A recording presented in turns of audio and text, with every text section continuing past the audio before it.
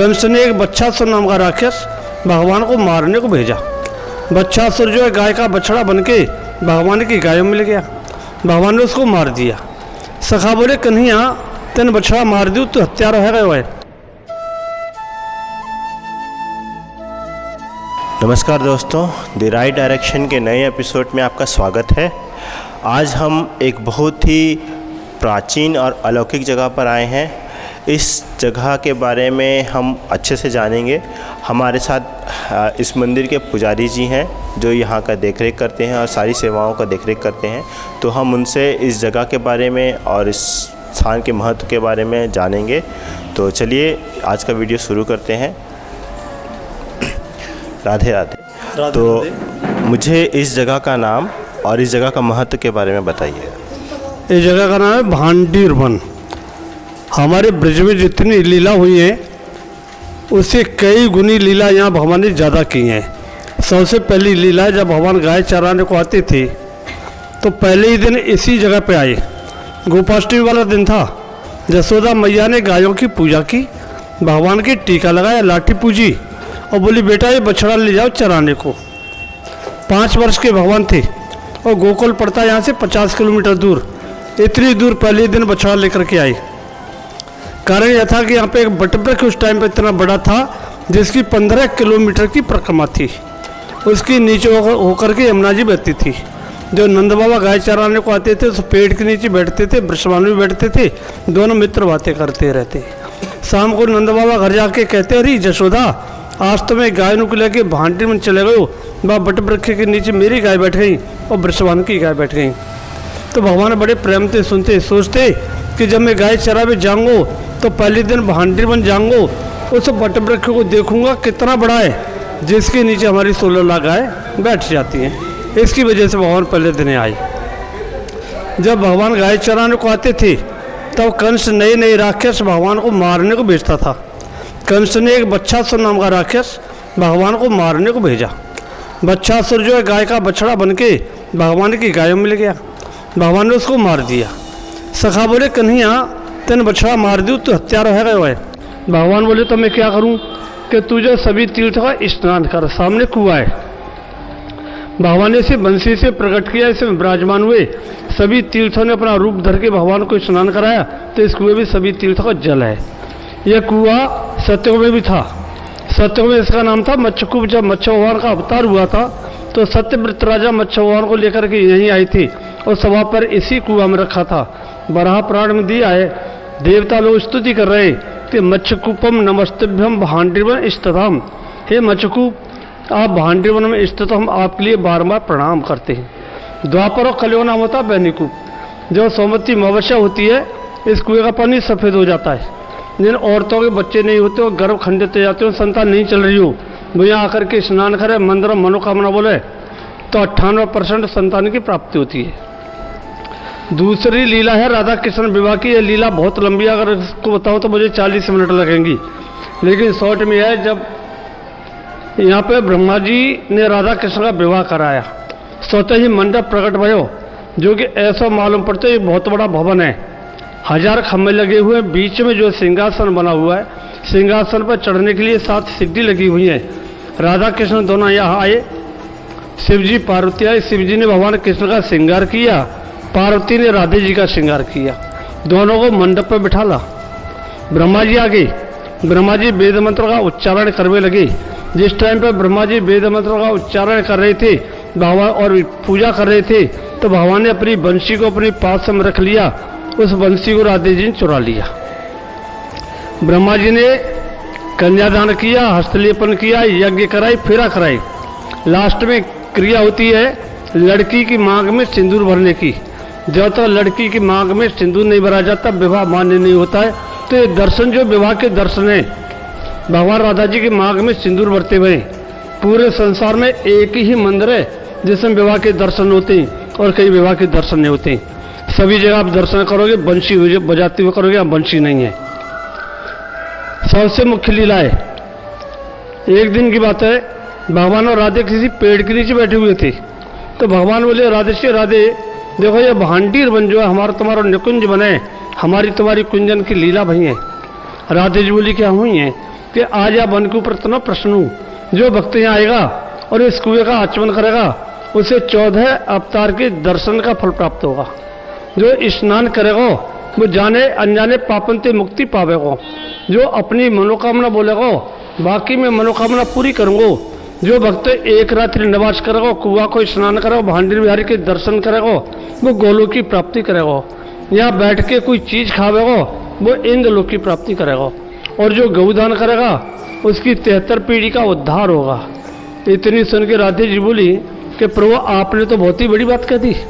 इतना होने पर तो भक्तों की इतनी भीड़ हो जाएगी, 24 घंटा रहेंगे, हमारे तुम्हारे मिलने में बाधा पड़ जाएगी। भगवान बोले राधे गोपनीयम, यह मेरा गुप्त वृंदावन है, यहाँ की लीला गुप्त है। जब भक्त कई बार पूरे ब्रज में घूम जाएगा तब उसके ऊपर कृपा करूंगा कि तू भांडीवन में आ। हर भक्त को भांडीवन में नहीं आने दूंगा। क्यों? कि ये मेरा गुप्त वृंदावन है। जो यहाँ पे वट वृक्ष मैंने बताया कि उसकी 15 किलोमीटर की परिक्रमा थी। 1757 में उस वट वृक्ष को अहमद शाह अब्दाली ने नष्ट कर दिया। उसकी जगह पर फिर हमारे पूर्वजों ने दूसरा पेड़ लगाया है। बोलो भांडी बिहारी की जय। धन्यवाद। तो हम ये भी जानना चाहेंगे कि ये जो जगह है वो ये असल वृंदावन से कितनी दूर है और लोग आना चाहते हैं तो कैसे आ सकते हैं? यह वृंदावन से 2 रास्ता है यहाँ आने के लिए। जब कच्चा पुल बन जाता है तो वृंदावन से सिर्फ 8 किलोमीटर पड़ती है। और इस टाइम पे जब जमुना जी में बाढ़ आ जाती है तो वृंदावन से ऑटो या गाड़ी या ई रिक्शा करके पानी गांव होकर के आया जाता है, जो कि 18 किलोमीटर दूर पड़ता है। और अक्टूबर से और जनवरी तक, जुलाई तक यह रास्ता बहुत नज़दीक पड़ती है। जो कच्चे पुल से उतर के आ जाते हैं 8 किलोमीटर वृंदावन पड़ता है। यहाँ के आने के लिए वैसे गवर्नमेंट की बस भी आती है जो मार्ट में उतार देती हैं, लेकिन उनका कोई टाइम नहीं, कहो 2-2 घंटा में आए, 1 घंटा में आए। उसके लिए हम निवेदन कर रहे हैं गवर्नमेंट से यहाँ के लिए स्पेशल बस चलाई जाए, जो कि अब यहाँ भक्त आते हैं तो भक्तों को लेकर के आए। कम से कम दिन में 3-4 राउंड लगाए, जो कि यहाँ से भक्तों को ले जाए, वहाँ से लेकर के आए। यहाँ आने के लिए प्राइवेट वाहन ही करना पड़ता है। और यह गुप्त वृंदावन है। इसको वृंदावन के 80% आदमी नहीं बता पाएंगे। उसमें आप किसी से भी पूछो यहाँ आने का रास्ता क्या है, तो यह पूछो हमको मार्ट जाना है। मार्ट से 1.5 किलोमीटर आगे पड़ता है, रोड पे मेन गेट बना हुआ है। मंदिर का जो समय है, मतलब दर्शन का क्या समय रहता है? यह मंदिर सुबह 6 बजे खुल जाता है और शाम को 8:30-9 बजे बंद होता है। क्यों? कि जब बांके बिहारी का मंदिर बंद हो जाता है उसके बाद हम भक्त यहाँ आते हैं। अगर उनसे हम कहते हैं भाई मंदिर तो 4 बजे खुलेगा, तो भक्त बेचारे बगैर दर्शन किए हुए यहाँ से चले जाएंगे। उनका पैसा गाड़ी भाड़े का भी वेस्ट बेकार जाएगा। यहाँ ऐसी व्यवस्था नहीं है जो भक्त 3-4 घंटा यहाँ रुक जाए। इसकी वजह से हमको दिन भर खोलना पड़ता है। तो ये क्या हर समय यही समय रहता है या सर्दियों के दिन में इसका अलग समय रहता है? हाँ, सर्दियों में 7:15 बजे खुलता है और रात्रि को 8 बजे बंद हो जाता है। और कार्तिक महीने का इस स्थान से क्या मतलब महत्व है? कार्तिक महीने का यह लीला सत्युग की है। सत्युग में जो बट वृक्ष बताया उसके नीचे विष्णु भगवान रोजाना बैठते थे। एक दिन विष्णु भगवान बैठे हुए थे कि इतने में जालेंद्र आ गया। जालेंद्र से विष्णु भगवान बोले कि भैया जालेंद्र, यह तो मृत्यु लोक है, जिसने भी जन्म लिया उसकी मृत्यु अवश्य होती है, पर तेरी स्त्री इतनी सती है वो तुझे मृत्यु को प्राप्त नहीं होने देगी, इसीलिए मुझे एक दिन उसके संग छल करना पड़ेगा। इस बात को वृंदा से कह देना। वृंदा इस बात का दुख नहीं माने, परंतु यह बात अहंकार में आकर के जालेंद्र ने वृंदा को नहीं बताई। जो जालेंद्र देवता से युद्ध करने को चला गया तो वृंदा ने अपना स्थान यहीं बनाया, यहीं रहने लगी। जो विष्णु भगवान ने वृंदा के संग छल किया था अक्षय नवमी वाले दिन, यहीं किया था। और यही वृंदा ने विष्णु भगवान को श्राप दिया था तुम पत्थर के हो जाओ, और विष्णु भगवान ने वृंदा को श्राप दिया था तू जड़ हो जा। तो तुलसी शालिग्राम की उत्पत्ति यही हुई थी और यही तुलसी शालिग्राम का विवाह हुआ था। तो कार्तिक के महीना में यह स्थान बहुत ही देखने के योग्य पूजनीय है। और दूसरी बात यह है कि हमारे हिंदू पुराण में शास्त्रों में कहते हैं कि देवता विष्णु भगवान जो 4 महीना के लिए शयन को जाते हैं, शयन को कहीं नहीं जाते हैं, वो 4 महीना ब्रज में आते हैं। और कार्तिक के महीना उनका 4 महीना व्यतीत हो जाते हैं, तो उसकी वजह से वहाँ नित्य उत्सव वगैरह मनाते रहते हैं। इसकी वजह से कार्तिक का महत्व ज़्यादा है। और इस स्थान से जुड़ी कुछ और रहस्य, कोई और कथाएं आप बता सकते हैं? यहाँ की कथा 42 है, अच्छा। लेकिन इतने सुनने का टाइम किसी भक्ति के पास नहीं होता है जो मैं 42 लीला को बताऊं। लेकिन कई लीला ऐसी हैं कि सत्युग की बात है। जब सत्यवान और सावित्री को मालूम पड़ी कि मेरे पति की 1 वर्ष की उम्र है, तो सावित्री सत्यवान ने आकर के यही अपना स्थान बनाया, यहीं रहने लगी। जब यमराज सत्यवान को अपने साथ लेके गया था तो ज्येष्ठ महीना की अमावस्या थी, उसको बोलते हैं बरमावस। बरमावस के दिन सावित्री उसी बटवृक्ष की पूजा की थी और पूजा कर रही थी, तो उसी टाइम पे यमराज अपने सत्यवान को लेकर के यहाँ से चल दिया। सावित्री सत्यवान के पीछे पीछे चलने लगी। यमराज बोला, तू क्यों आ रही है, अभी तेरी तो उम्र बहुत है। बोले, मेरे पति को ले जा रहे हो, मैं अपना गुजारा कैसे करूंगी। वो तो क्या चाहती है कि मेरा राज्य वापस मिल जाए और मेरे ससुर और सास के जो नेत्रहीन हो गए उनको नेत्र मिल जाए। यमराज बोला, ठीक है, ऐसा हो जाएगा। फिर सावित्री पीछे पीछे चलती। यमराज बोला, मैंने तुझे सब कुछ दे दिया, पता क्या चाहती है। बोले, प्रभु, उस संपत्ति को, राज्य को भोगने वाला भी तो कोई होना चाहिए। मेरी संतान नहीं होगी तो उसको लेकर के क्या करूंगी। वो मैं तुझे वरदान दे चुका हूं, अब मैं तुझे वरदान यह देता हूं, तेरी संतान भी होगी। सावित्री बहुत खुश हुई। उसके बाद अब फिर यमराज के पीछे चल दी।